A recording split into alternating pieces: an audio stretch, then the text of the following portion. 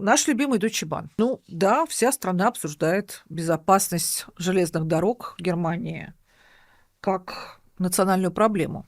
Собственно, так оно и есть. Но сейчас речь идет об убийстве. Проводник, его звали Серкан Чалара. Он работал в региональном поезде.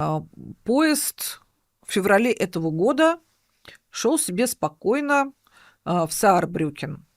И он проверял билеты. Серкан Чалара встретил безбилетного пассажира. Пассажир несколько раз ударил проводника по голове.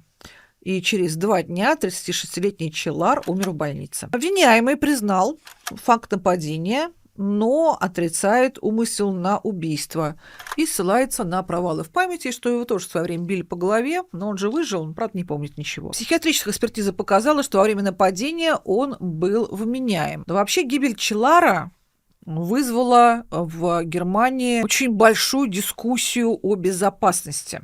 И о безопасности, в том числе железнодорожных сотрудников, потому что, конечно, не только безбилетный и, судя по всему, психически неуравновешенный, по крайней мере, пассажир был недоволен проводниками и контролерами, потому что на них, конечно, обрушивается все наше недовольство на закрытые туалеты, на отсутствие воды в буфете, отсутствие буфета как такового, на 8-часовые опоздания, ну и так далее, и так далее. Все мы знаем про Deutsche Bahn.